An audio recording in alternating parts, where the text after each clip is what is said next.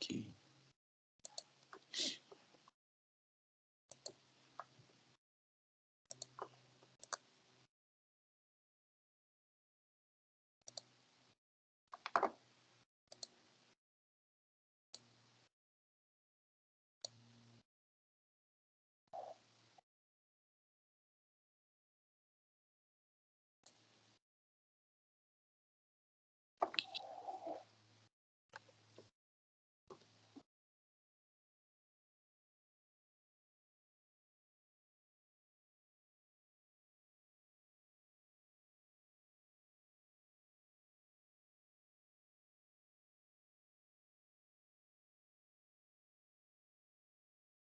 Bom, eu quero conversar com vocês hoje sobre a estrutura da sessão na terapia cognitivo-comportamental de crianças e adolescentes.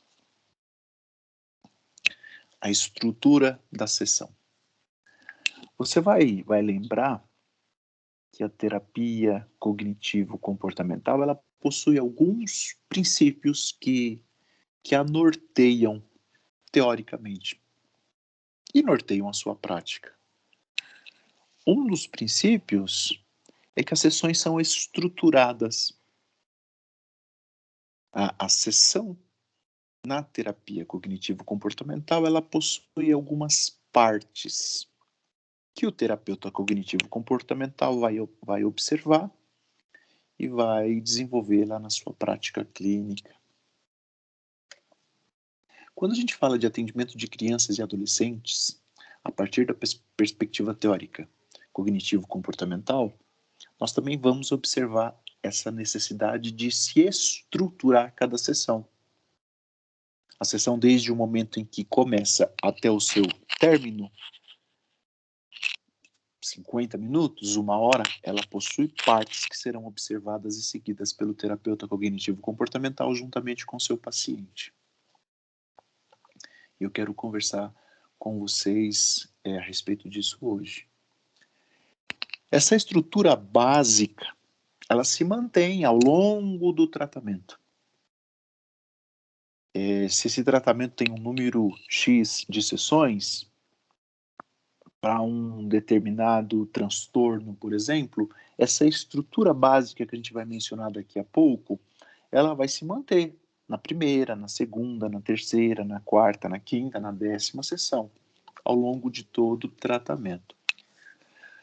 Olhando para a psicoterapia infanto-juvenil, entendemos, a partir dessa perspectiva teórica cognitivo-comportamental, que isso possibilita à criança e também ao adolescente ter uma certa previsibilidade do que a aguarda no atendimento. Ela já começa a acompanhar essa estrutura e ter previsibilidade do que será feito, de como será abordado ali as práticas durante a terapia cognitivo-comportamental. Essa previsibilidade ela tem uma relação significativa com a determinação do prognóstico. Uma questão de organização, uma questão de entendimento do que está acontecendo, uma questão de se participar de todo esse processo, uma questão de se acompanhar juntamente com o seu terapeuta o que nós vamos fazer, o que se está fazendo.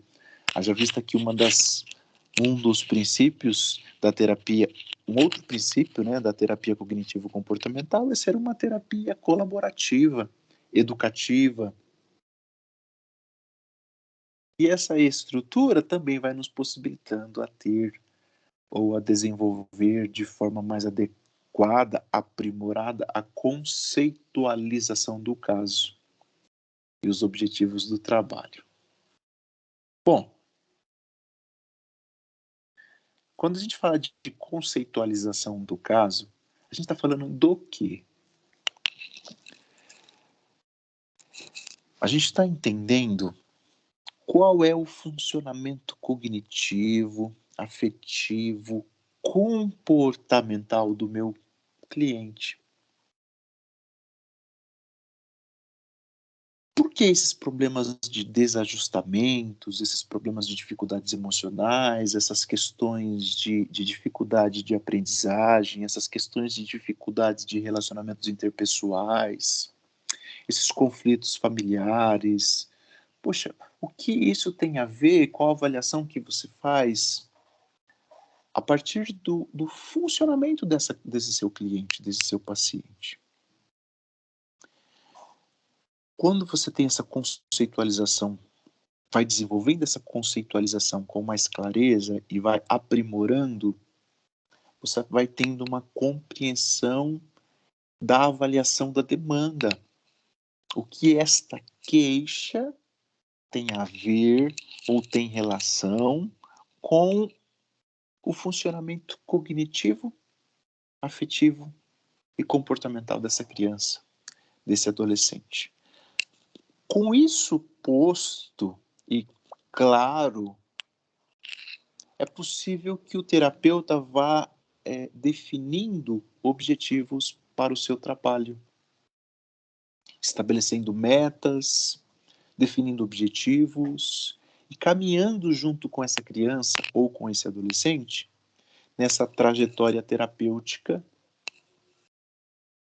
com métodos, técnicas apropriadas para o alcance daquele objetivo, seguindo lá a estrutura da sessão. É importante ter em mente que o que constrói uma aliança sólida é a escuta empática, o calor humano, a atenção e as intervenções efetivas. Ou seja, o que queremos dizer com isso? Que a teoria é importante, que a estrutura é importante, que a conceitualização do caso é importante, mas a aliança terapêutica, a escuta empática, essa relação humana que se estabelece, ela é indispensável para que esse processo terapêutico seja eficiente, seja eficaz. Vou atender uma criança, vou atender um adolescente.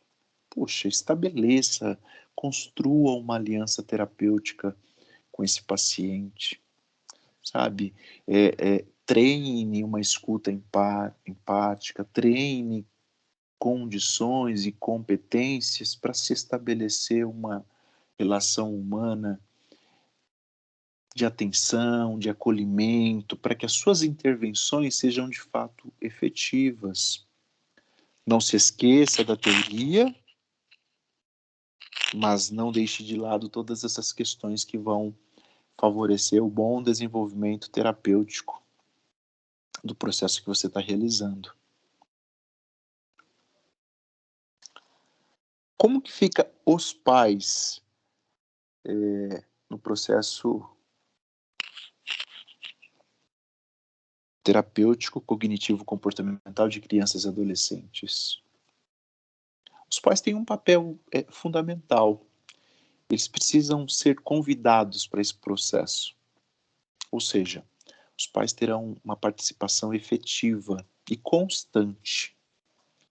Lembre-se que eu não vou estabelecer um vínculo com esses pais no sentido ou uma aliança no sentido de estarmos contra, de alguma forma, ao meu paciente, que é a criança ou o adolescente, mas eu vou estabelecer um vínculo que vai favorecer a terapia daquela criança e daquele adolescente. No sentido de orientação, no sentido de psicoeducação, no sentido de esclarecimento, no sentido de mudanças comportamentais que podem ser desenvolvidas lá no ambiente familiar, que pode favorecer o desenvolvimento dessa criança e desse adolescente. Então, sempre que achar que o terapeuta cognitivo comportamental achar necessário, ele vai convidar esses pais para uma sessão extra, para uma conversa de orientação, para uma conversa de psicoeducação, para um apontamento, para um esclarecimento, sempre visando a terapia daquela criança e daquele adolescente. Bom, a primeira parte, né? Lembra que a gente está falando da estrutura da sessão na terapia cognitivo-comportamental de crianças e adolescentes. A primeira parte é a verificação do humor. Isso a gente faz também na terapia cognitivo-comportamental de adultos. Eu vou verificar, inicialmente, como que está o humor do meu paciente.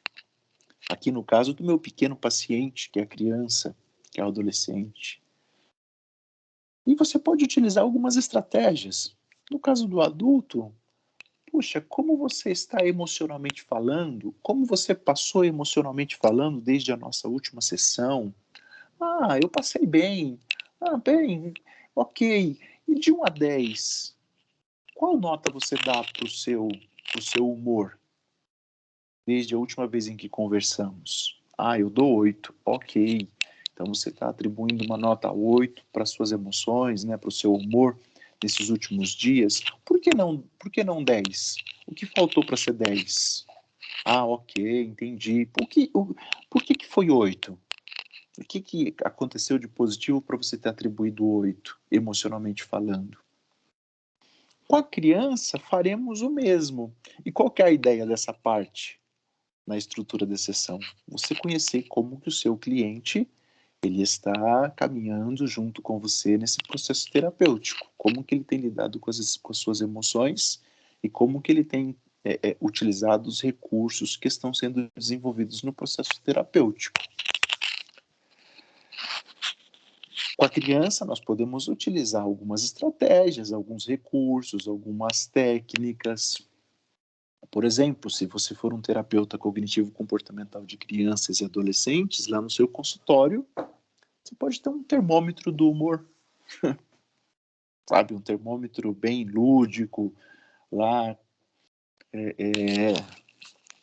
feito com material gráfico, ou esse termômetro do humor pode ser construído junto com a criança, lá na primeira sessão. Se for um adolescente, você pode pensar no termômetro de humor, algum aplicativo que possa te auxiliar nessa verificação do humor a cada dia da semana. Você pode pensar em algum recurso tecnológico para fazer essa verificação do humor. Isso engaja o paciente no processo terapêutico e faz parte, né, da estrutura da sessão na terapia cognitivo-comportamental. A segunda parte da estrutura da sessão é a verificação da tarefa para casa.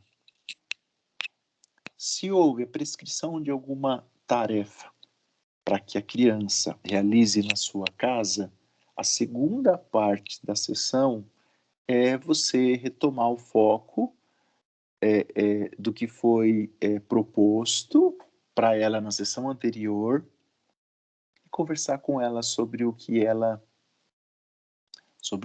realizou, quais foram as suas dificuldades, como que ela desenvolveu, quais foram os horários que ela conseguiu fazer, se teve auxílio dos pais, se não, se era uma atividade proposta para que fosse realizada com os pais. Essa é a segunda parte da sessão na terapia cognitivo-comportamental de crianças. Agenda da consulta, ou você vai encontrar lá no livro da Judith Beck também a definição de pautas. Aqui a gente está utilizando como referencial o Peterson e o Weiner. Eles vão falar de agenda da consulta. Nesse ponto, e a gente faz o mesmo com adultos, a gente vai definir uma pauta com a criança ou com o adolescente sobre o que a gente vai abordar. Como que a gente vai aproveitar o tempo da sessão? O que será feito aqui hoje? Vamos realizar uma brincadeira? Vamos realizar um jogo? Uma atividade específica para uma situação? O que será abordado? Uma dificuldade lá na escola que a criança viveu, uma dificuldade na família, uma dificuldade com os pais, um passeio que ela fez com os pais. É sobre isso que a gente vai fazer aqui nessa terceira parte da sessão, que é definir essa pauta, que é estabelecer essa agenda da consulta.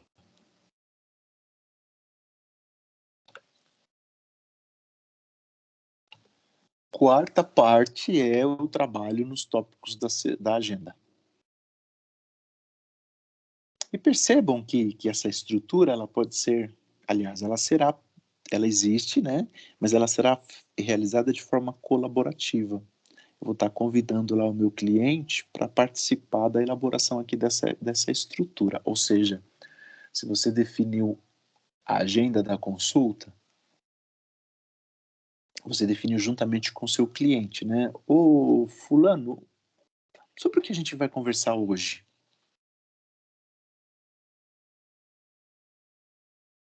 O que a gente vai fazer? Ok, tá bom. Vamos então agora pensar em como que a gente vai trabalhar isso, como que a gente vai desenvolver isso durante a sessão. Existem alguns protocolos para os mais variados transtornos, alguns, algumas técnicas sugeridas, ou essa questão será desenvolvida, trabalhada, abordada, compreendida a partir do brinquedo, do brincar, a partir de uma brincadeira, de um jogo, de um recurso tecnológico, de um desenho, da utilização de um material gráfico.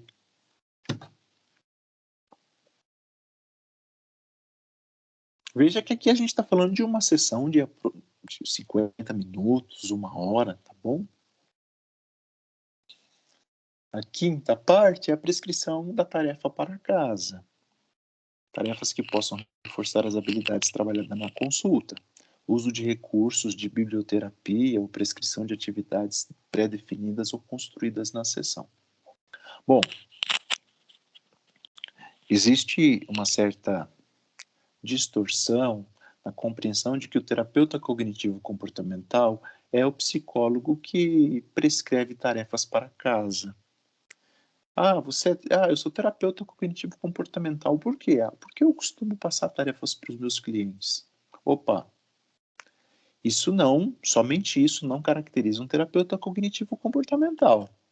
O que caracteriza um terapeuta cognitivo comportamental é o arcabouço teórico que está por trás das suas atividades. Aqui nessa imagem que a gente tem diante de nós, na conversa que estamos tendo aqui, tem alguns pontos aqui que dizem respeito a esse arcabouço teórico. Por exemplo, conceitualização do caso, você sabe o que é? Por exemplo, aliança terapêutica, você sabe do que estamos falando? Estruturar a sessão, as partes da sessão, o que se faz em cada parte dessa sessão. Você sabe? Você consegue descrever princípios da terapia cognitivo-comportamental? Ah, sim, ok, ok. Então, acho que dá para a gente se entender como terapeuta cognitivo-comportamental. Eu estou lembrando disso porque essa é uma pequena confusão que o pessoal faz por aí quando fala de TCC. Mas sim, a prescrição da tarefa para casa de algumas atividades fazem parte da estrutura da sessão. Se o terapeuta entender necessário, se essa prescrição da tarefa para casa estiver alinhada ao objetivo do trabalho, considerando a conceitualização do caso, considerando a conceituação cognitiva do paciente, eu escolho tarefas para que ele realize lá na sua casa nos dias que estão entre as sessões.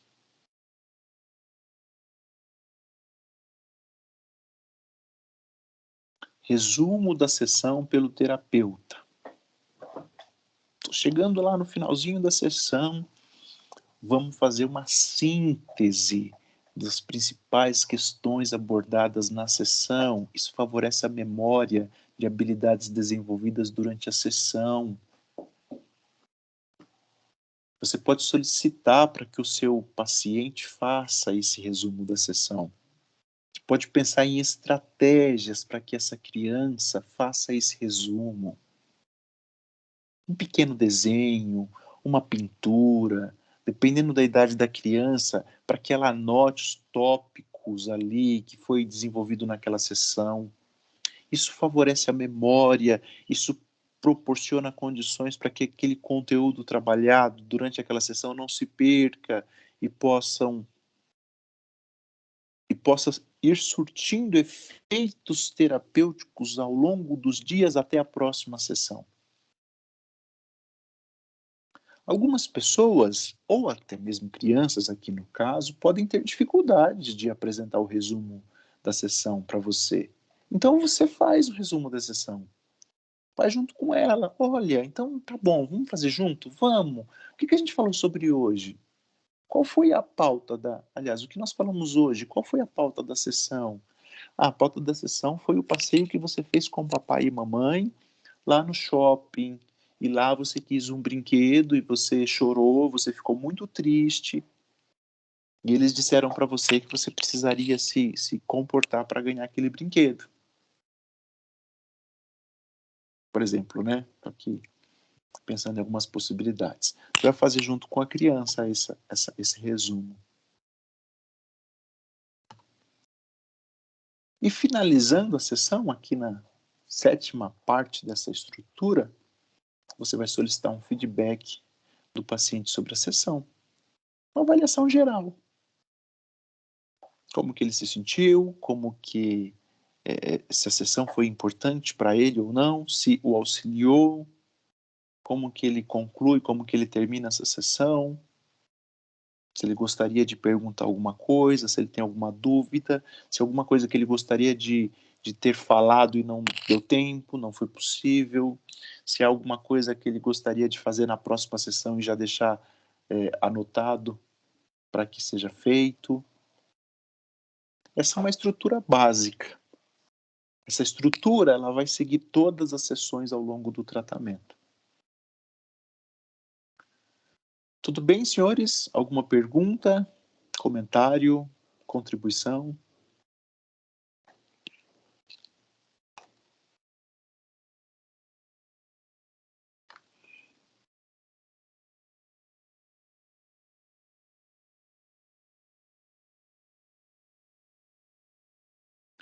Vamos lá. Sala de atendimento e a seleção dos brinquedos. Como que é a sala do atendimento de um terapeuta cognitivo comportamental que trabalha com crianças? E quais são os brinquedos que ele pode selecionar para esse atendimento?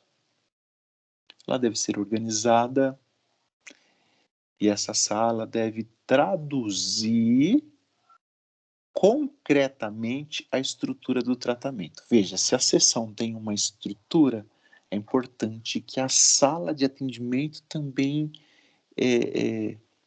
demonstre essa estrutura com organização, com planejamento, com uma mesa do tamanho adequado para que terapeuta e paciente possa se acomodar para desenhar se for preciso.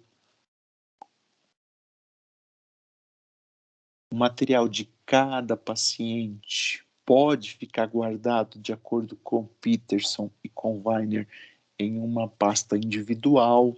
Deixa ali o material que cada paciente utiliza guardado separadinho. Materiais individuais que são usados. Massa de modelar, lápis de cor, canetinhas, pincel atômico, dependendo da idade, giz de cera, cola, tesoura. Esses materiais, que os autores vão chamar de materiais individuais,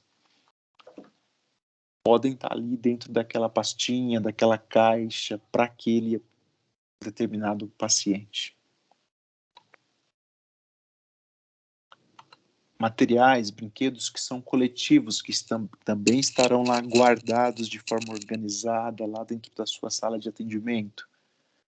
Por exemplo,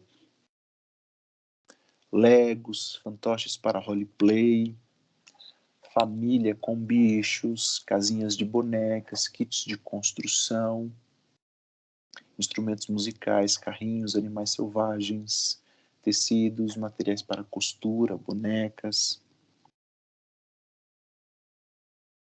Materiais que é importante você ter para a psicoeducação dessa criança, desse adolescente. Uma lousa, livros, pensando na biblioterapia e materiais gráficos. Esses materiais vão te auxiliar nesse processo de psicoeducação do seu paciente. Alguns materiais para você utilizar e trabalhar com relação às emoções do seu paciente. Termômetro dos sentimentos, para verificação do humor, ou para ensinar o seu paciente a identificar as suas emoções. Um termômetro dos sentimentos, que pode ser construído junto com ele, que pode ser um material que você já tenha lá preparado, que pode ser algum brinquedo, que pode ser um recurso tecnológico.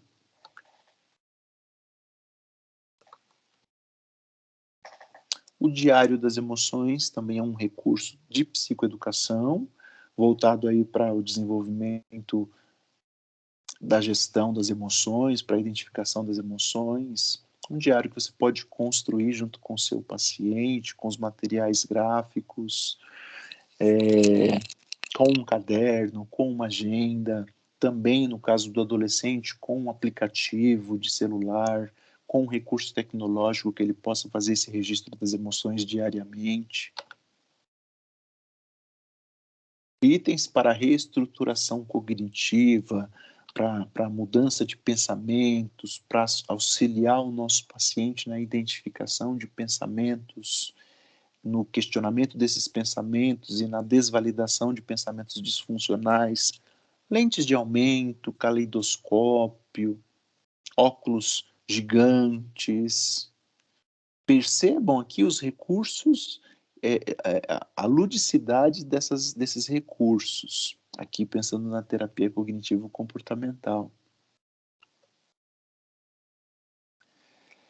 Esses materiais, esses brinquedos, esses recursos, eles vão permitir que a criança acesse diferentes formas de ver o mundo e a si mesma. Temas de conflito. O que seria temas de conflito? De repente a criança tem muito medo de dormir sozinha, tem muito medo de apagar a luz, tem muito medo de ir ao banheiro sozinha, tem muito medo de um determinado personagem, de uma determinada situação. É um tema de conflito e talvez esse tema tenha sido o motivador para que ela esteja sendo acompanhada pelo psicólogo. Então vamos utilizar aí alguns personagens para proporcionar explicações, confrontação ou elementos racionais que permitam a reestruturação cognitiva. Lembrando que quando a gente fala de reestruturação cognitiva, a gente está falando de mudança de pensamentos disfuncionais.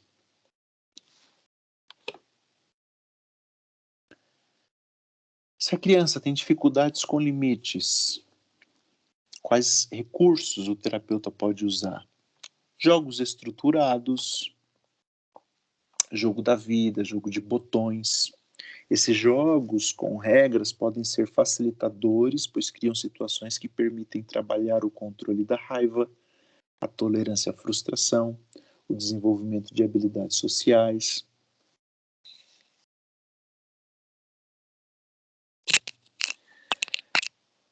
Importante verificar as preferências e necessidades das crianças na primeira consulta e, eventualmente, incluir mais algum material. Bom, dependendo da idade, dependendo das preferências de brincadeiras, dependendo das preferências de brinquedos, a criança talvez tenha preferência por um determinado personagem, por um determinado desenho animado. É muito importante, dentro da conceitualização do caso, o terapeuta conhecer as preferências dessa criança, já desde a primeira sessão.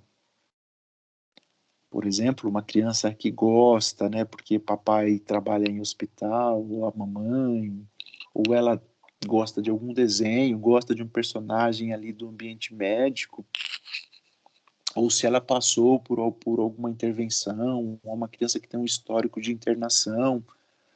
Pensar em eventos hospitalares pode ser pertinente, como ter um kit médico lá na sua caixa de materiais. Mais uma vez, né, vamos destacar a importância, junto com a ciência que está por trás de tudo isso, da necessidade de se haver um espaço para o encontro humano com empatia, com disposição de ajuda, com gosto por brincar por parte do terapeuta.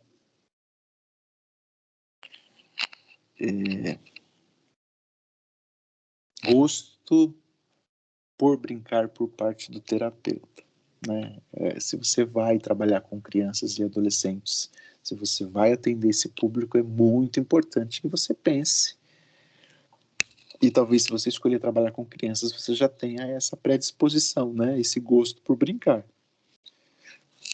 Mas se você está cogitando, né, a possibilidade de se atender crianças e adolescentes, mas não goste muito de brincar com crianças, é muito importante que você considere essa importância. Bom, esse livro aqui é o que subsidiou a nossa conversa, e eu sugiro que você leia, tá bom? Peterson Weiner, Terapias Cognitivo-Comportamentais para Crianças e Adolescentes, da Arte Média de 2011. Um excelente livro. Deixa eu ver aqui se vocês